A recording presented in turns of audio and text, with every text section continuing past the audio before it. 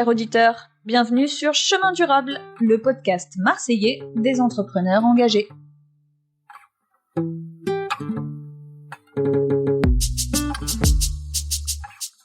Bonjour à tous, on se présente Laurence Et Clélia, deux amies qui avons travaillé dans l'environnement.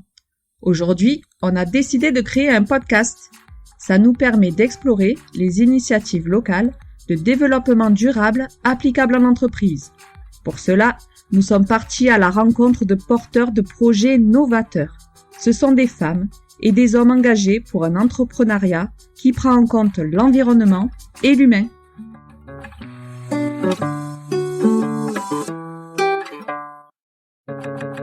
on a donc décidé d'aborder différentes thématiques de la responsabilité sociétale des entreprises sur lesquelles les PME peuvent s'engager.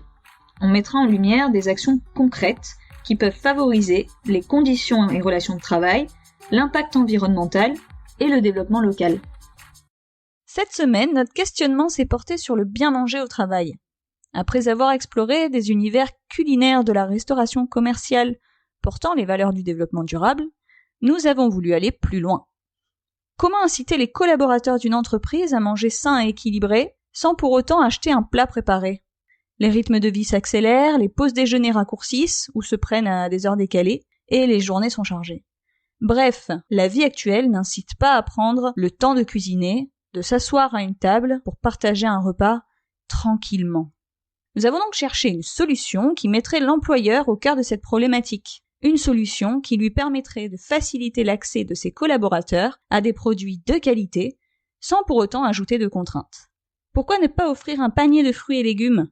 Étant donné la quantité de revendeurs, nous avons décidé de valoriser une entreprise qui remplirait aussi certains critères, notamment la souplesse dans le choix des produits, leur qualité et proximité, ainsi que la facilité de livraison, des prix accessibles et sans engagement. Tous ces critères nous semblent correspondre aux attentes de nombreux salariés, overbookés, donc peu enclins à faire des efforts supplémentaires pour changer leurs habitudes, sauf si ces changements allègent ou améliorent leur quotidien. Nous avons finalement trouvé Du Goût dans mon panier, une petite entreprise familiale portée par Martine Tardieu qui joue le rôle de la commerciale, ainsi que son mari et son frère, agriculteurs maraîchers. Ensemble, ils produisent et commercialisent les produits du terroir en ultra local, puisque leur exploitation se situe à la Phare-les-Oliviers, et qu'ils distribuent les produits de leurs voisins agriculteurs situés entre la plaine de la Crau et Aix-en-Provence. Ils proposent via leur site en ligne des paniers de fruits et légumes frais, tout faits ou à composer soi-même, au coup par coup ou bien régulièrement. Ce sont des produits bio mais pas exclusivement. La provenance est connue et surtout le panier peut être livré directement sur le lieu de travail. Alors Laurence, tu vas me dire, oui mais il y a d'autres distributeurs qui proposent ce service à Marseille. C'est vrai Clélia, bien qu'ils ne remplissent pas tous ces critères. Mais ce qui nous a séduit, nous, c'est la dimension familiale et la volonté de transmettre un patrimoine agricole et paysager. En bref, la petite histoire dans la grande, on vous laisse la découvrir à travers les mots de Martine Tardieu. Mon père, après la guerre, il était boucher et puis la guerre qui a fait que il a dû se réorienter et qu'il est venu travailler avec son père sur sa petite exploitation qui était à Marseille, donc à Saint-Loup. Et puis après, il n'était pas assez grand pour faire vivre de famille, donc il s'est mis en métayer sur d'autres terres. Et ça, c'est donc juste l'après-guerre. Et puis après, la ville a grandi, ils ont été les métayers, les propriétaires ont été expropriés, les métayers ont dû partir. Ils étaient sur Marseille, donc ils étaient sur les quartiers un peu périphériques, quoi. Saint-Tron, Saint-Loup, les Cailloles, voilà. Et ils cultivaient quoi ? Ils faisaient du maraîchage, vraiment du petit maraîchage. C'était vendu vraiment en local, quoi, exactement ce qu'on recommence à faire nous, quoi. Et puis ils ont été expropriés, se sont retrouvés sur une terre peu chère, ici dans les Gravons. Les Gravons, donc c'est la fin, on va dire, de la plaine de la Crau. Les Gravons parce que gravier, il y a de grosses pierres, donc une terre qui n'était pas forcément adéquate pour cultiver, quoi.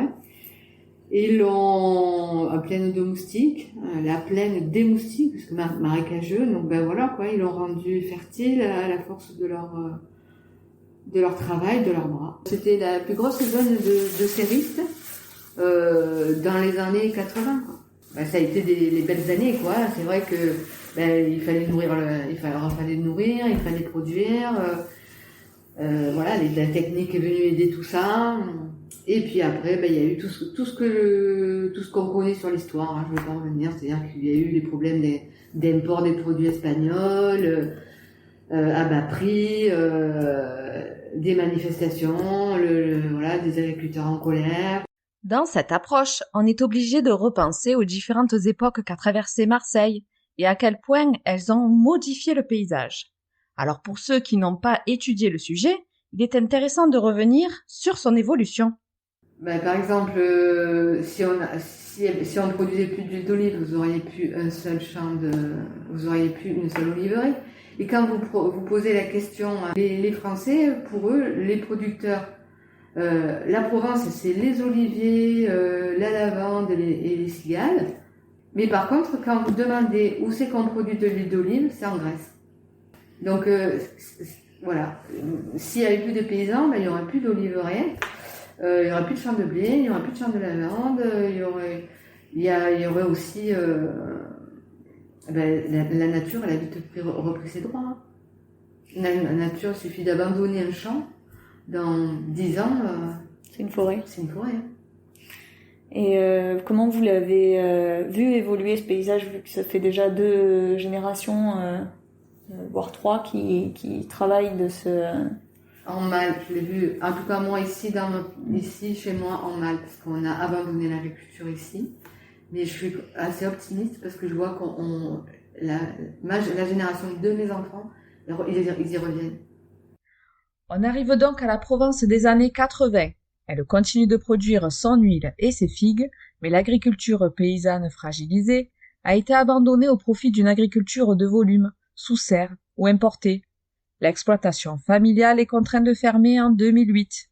L'époque de la grande distribution commence, avec ses exigences, ses avantages et ses limites. Martine Tardieu était commerciale grand compte dans la coopérative en charge de négocier avec la grande distribution et ne le regrette pas. Voici ce qu'elle en dit. Alors c'est très palpitant, c'est parce que on vend du produit frais, donc on joue à la bourse tous les matins pour établir un prix. C'est vrai que c'est palpitant, il n'y a rien à dire. Mais au bout d'un moment, on se rend compte que on n'est plus à l'essentiel du produit, quoi. On est là que pour parler de prix. Et c'est... j'en pouvais plus, moi. Sa passion reprend le dessus. Du goût dans mon panier est créé. Comme elle le dit, beaucoup de fils et filles d'agriculteurs ont fait des études dans d'autres domaines, mais sont finalement revenus vers ce métier de cœur, véritable héritage familial. Et de nouveau, l'agriculture a le vent en poupe, car pour une fois, on peut dire que grâce au Covid et à l'onde de choc qu'il a provoqué, les choses se sont mises à bouger. Doucement, mais quand même, un retour à la terre est recherché par de plus en plus de jeunes qui se reconvertissent et s'installent en maraîchage, oléiculture, relançant la dynamique de l'agriculture urbaine, ultra locale, bio de préférence. Et tout ça traduit une envie encore plus générale de bien manger, dans le sens avec du goût, en suivant les saisons et en sachant d'où ça vient.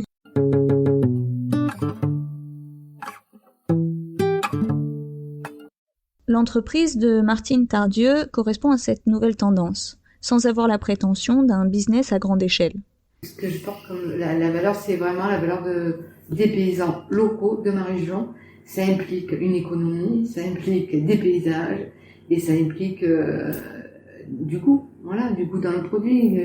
C'est pas pour rien si je m'appelle du goût dans mon panier. C'est moi, ma tomate, elle a pas 5 semaines de frigo, quoi. Et elle est ramassée. Au pire, elle peut avoir 48 heures. Et puis elle est consommée. Après. C'est pour cette raison qu'elle ne réalise pas de grandes actions marketing ou promotionnelles qui impliqueraient une renégociation des prix avec ses partenaires. Ces partenariats se font au feeling, de personne à personne. Les partenaires producteurs deviennent alors eux-mêmes des points relais. Je travaille avec la compagnie des Bocaux, je travaille avec Dame Farine, pareil, je suis allée au départ comme ça, j'ai tapé à sa porte, j'ai dit est-ce que vous voudriez pas accueillir mes paniers?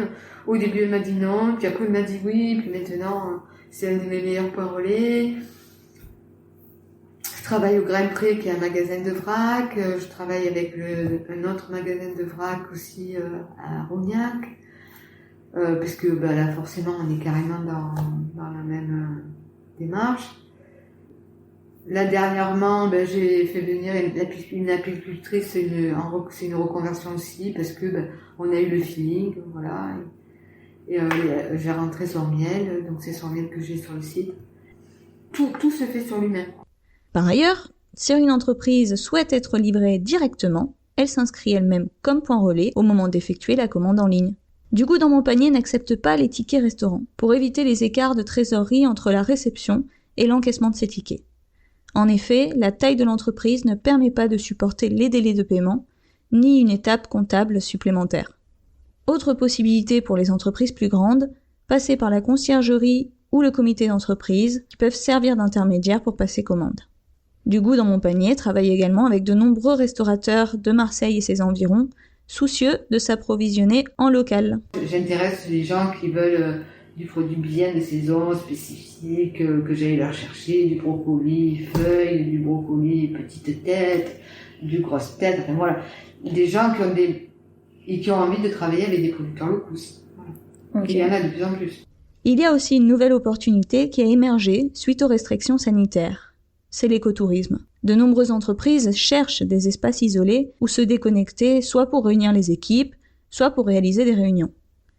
À défaut de pouvoir voyager loin, on cherche le typiquement provençal, une manière de se reconnecter à nos régions. Et quoi de plus apaisant qu'un repas insolite au milieu d'une oliverie de plusieurs hectares à quelques kilomètres à peine de Marseille? Dans ce sens, les producteurs ont un potentiel à exploiter et justement, l'exploitation du Goût dans mon panier dispose d'un champ de figuiers et d'une oliveraie aux abords de l'étang de Berre. Martine Tardieu souligne d'ailleurs le problème de l'étang de Berre, souvent mal considéré, pollué, peu propice à une agriculture bio. Alors pour prouver le contraire, elle souhaite mener un partenariat avec une association de nettoyage de l'étang. Selon elle, la situation de l'étang a favorablement évolué ces dernières années et de nombreux acteurs associatifs et institutionnels sont mobilisés pour contribuer à l'amélioration de la qualité de l'eau et des terres environnantes. L'étang, il est beau, l'étang, il a fait d'énormes progrès, il en a encore à faire, mais on peut pas dénigrer une région en permanence si on veut qu'elle s'en sorte. Faut agir. Faut agir, puis elle est belle, c'est beau.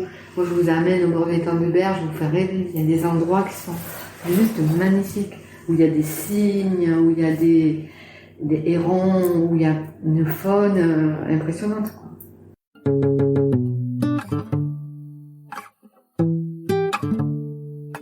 On finira sur la question qui nous titille toujours. En quoi Du Goût dans mon panier est-il acteur du développement durable? Voici sa réponse. Je réfléchis à tous mes petits gestes. C'est-à-dire que j'optimise les tournées, ça veut dire que je redistribue mes paniers dans mes propres cagettes, j'essaye de mettre le minimum de suremballage. Moi-même, j'essaye, en consommant local, forcément, on diminue l'empreinte carbone. Après, est-ce que je rentre dans un cahier des charges développement durable où je m'engage à faire ceci, cela, ça? Non. Je le fais par rapport à mon entreprise et à mes idéaux, c'est tout. Comme le dit Alice Maybrook, nous sommes ce que nous mangeons, mais ce que nous mangeons peut nous aider à être beaucoup plus que ce que nous sommes. Grâce à la proposition Du Goût dans mon panier, des fruits et des légumes frais pourront vous apporter les éléments nutritionnels nécessaires pour atteindre cet idéal et affronter nos journées de travail en y mettant du goût et de la couleur. Alors, tous à nos paniers!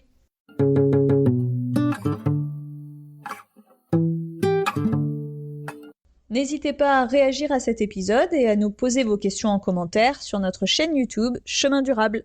Et si vous souhaitez obtenir une information sur l'alimentation de vos salariés, la gestion de vos déchets, l'économie circulaire ou la mobilité en entreprise, sachez que Chemin Durable vous accompagnera volontiers dans votre démarche de progrès. Quelle que soit votre étape de réflexion ou votre budget, de l'idée à la réalisation, je peux vous suivre étape par étape ou être une aide ponctuelle dans votre cheminement vers la RSE. Pour cela, n'hésitez pas à me contacter via mon LinkedIn au nom Clélia Echen ou sur le Facebook Chemin Durable. En attendant, on vous retrouve la semaine prochaine avec Xavier Choppy, dirigeant et associé de Quadratera, un potager qui ne demande que 10 minutes d'entretien par jour. Idéal pour profiter d'un jardin d'entreprise sans les contraintes. À bientôt!